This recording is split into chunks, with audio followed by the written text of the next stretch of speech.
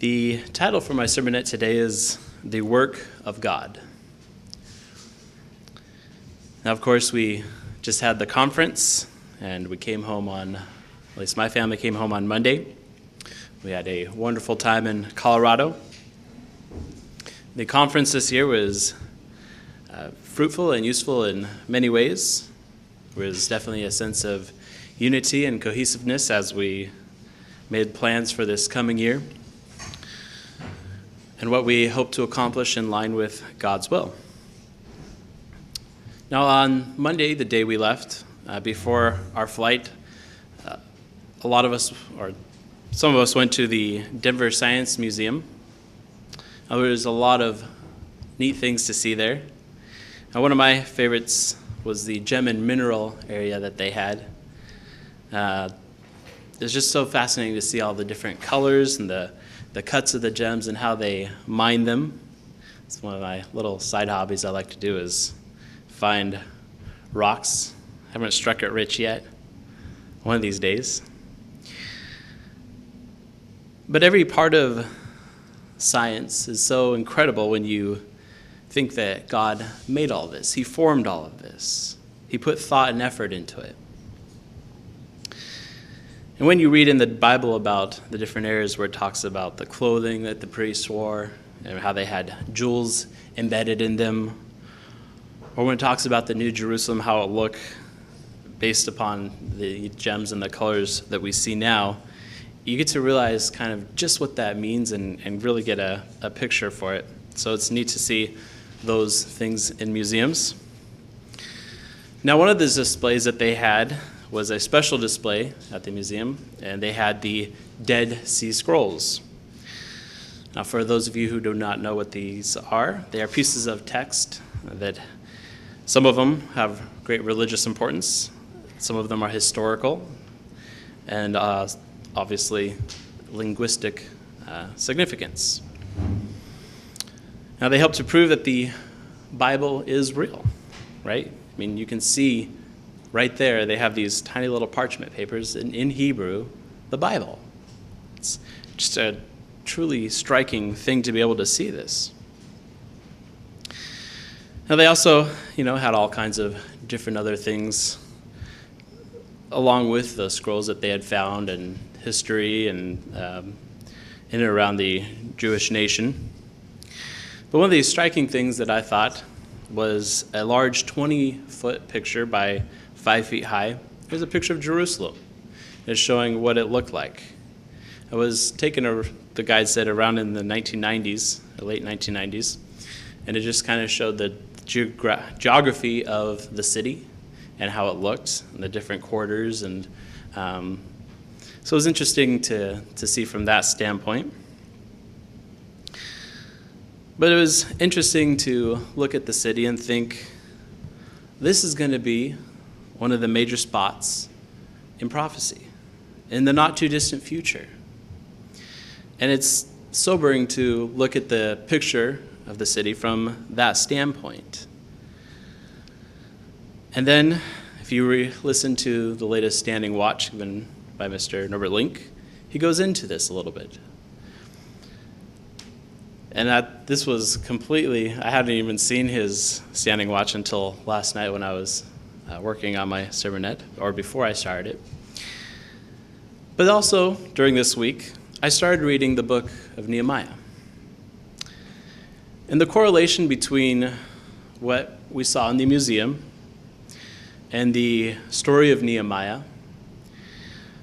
along with the conference on my mind, it left me feeling inspired. And so I wanted to share that today.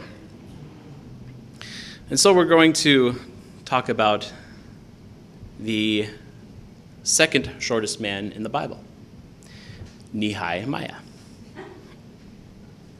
Now, of course, he is only second because Bildad, the Shuhite, was the first. Okay, enough joking. Now, the story of Nehemiah starts out, and we find that he is a cupbearer for King Artaxerxes. He was a Persian Babylonian king. His father had taken Judah captive, but he was, next in line, so he was the king. Now, from the Bible Encyclopedia, this is what it has to say about being a cupbearer. It says, a cupbearer was an officer or of high rank at ancient courts whose duty it was to serve wine at the king's table. On account of the constant fear of plots and intrigues, a person must be regarded as thoroughly trustworthy to hold this position. He must guard against poisoning the king's cup and was sometimes required to swallow some of the wine before serving it. His confidential relations with the king often endeared him to his sovereign and also gave him a position of great influence. So we find Nehemiah as a high-ranking official here in the king's court, but he was also an Israelite. Now his brother came to see him and told him of the destruction of Jerusalem, and it moved him immensely. So we see then that also Jeremiah was a godly man. So he prayed and he fasted about the situation, and he pleaded with God to help him to be able to do something in this regard. So he was bringing the wine before the king. The king notices his sad countenance and asks him what's wrong. And then he asks what he can do. So Nehemiah quickly prays for an answer. He asks God for wisdom of what to say. And then he asks the king if he can go to Jerusalem. Not only just to go to Jerusalem, but to fix Jerusalem. And not only that, but also to have letters of safe travel.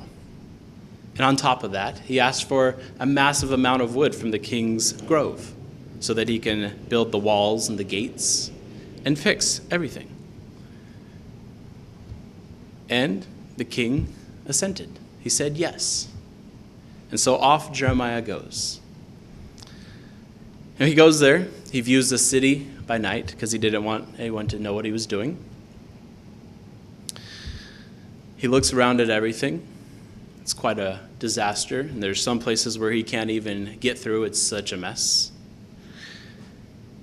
And then the next day, he rallies the people, and they start building. Now, of course, what good story comes along without bad guys coming along, right? Well, of course, bad guys come along, and they try and stop Nehemiah to stop his work. But he understands that they mean no good. He does not stop his work, but instead he continues to rely on understanding and wisdom from God.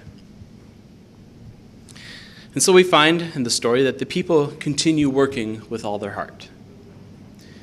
Even under great threat from enemies all around, they continue to work in faith in God. It's also during this time that Nehemiah shows and instructs the people in the law. He sets in proper conduct for people. It also shows how to be a good ruler. And then we find as the job was nearing completion, again, Nehemiah is being goaded and prodded by his enemies to come out to some area so that they can talk to him. But it wasn't just people, from the outside. There was also prophets that were giving him a hard time, trying to get him to do wrong things. But he stays steady and he stays resolute.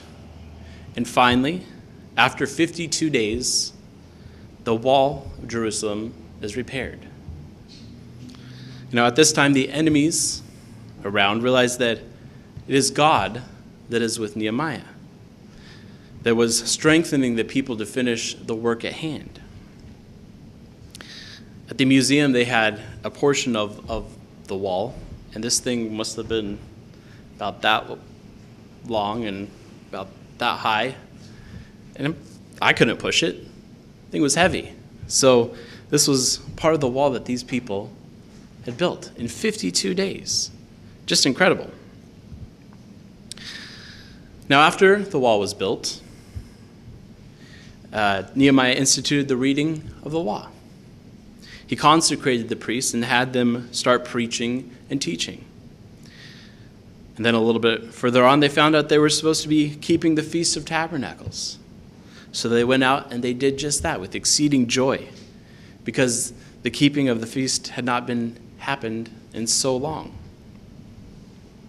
And after the feast, they were fasting and seeking God, along with the priests and the Levites. And they all signed a pact together to be obedient to God, to follow the law, to not marry foreigners, to keep the Sabbath holy. And then we find that people were dispersed into the city. They were assigned to live in certain areas and continue to fix the city, as the city was in ruin as well. And so it was that this went on for 12 years. And after those 12 years, Nehemiah goes back to the king. Now everything after this point was perfect, right? Great story. Well, after a time, Nehemiah comes back. And what does he see? Everything's in disarray. Things are happening in the priesthood that should not be happening. He finds merchants selling things on the Sabbath and people buying them. He finds people taking wives of other nations. And so he again sets in motion what is right, and sometimes not with too light of a hand. And then ends the story of Nehemiah. And I just really gave the highlights here, of course. But something that really stood out to me while I was reading through this story was thinking about what we are doing now, especially with the conference just ending. And it just feeling encouraged, really. You know, we are doing the work that God has put in place for us to do. As he blessed the work of Nehemiah, as we saw, and all the people at that time, God will continue to work with us as we move forward. He will provide where we need doors opened. But we have to have the faith and the confidence of Christ, living in us to continue doing the things that are pleasing to God, and making sure that we are not getting sidetracked. Let's look at Nehemiah 1, and we'll read verses 4 to 10.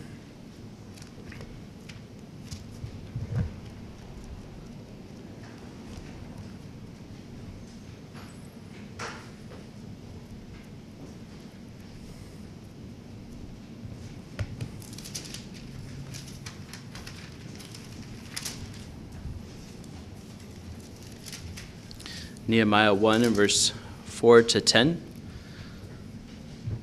Just get a little glimpse of Nehemiah's mindset, his attitude of what he was thinking here when he first started. And so it was when I heard these words that I sat down and wept and mourned for many days, and was fasting and praying before the God of heaven. And I said, I pray, Lord God of heaven, O great and awesome God, you who keep your covenant and mercy with those who love you and observe your commandments. Please let your ear be attentive and your eyes open, that you may hear the prayer of your servant, which I pray before you now, day and night, for the children of Israel, your servants, and confess the sins of the children of Israel, which we have sinned against you. Both my father's house and I have sinned. We have acted very corruptly against you, and have not kept the commandments, the statutes, nor the ordinances which you commanded your servant Moses. Remember, I pray, the word that you commanded your servant Moses, saying, if you are unfaithful, I will scatter you among the nations. But if you return to me and keep my commandments and do them, then some of you were cast out of the farthest parts of heavens, yet I will gather them from there and bring them to the place which I have chosen as a dwelling for my name. Now these are your servants and your people, whom you have redeemed by your great power and by your strong hand. You know, as we move out in faith, we can be assured that God does and will hear our prayers, just as he heard Nehemiah's prayers. Now, this is something we can truly rely on. You know, this life is built on things that are not absolutes. If you're not don't have a faith, then it can be troubling at times because you see all the ups and downs and the sideways, and you can get lost. But we can have amazing confidence because God doesn't change. His laws do not change. Just as Nehemiah was pointing these things out and then working with the people, we are the same. We have the same responsibility that he had. It only took the spark of one man's prayers and a heart willing to lead and be fired up to accomplish something so amazing that, like Nehemiah did. So let's make sure we don't give up. Let's make sure we are encouraged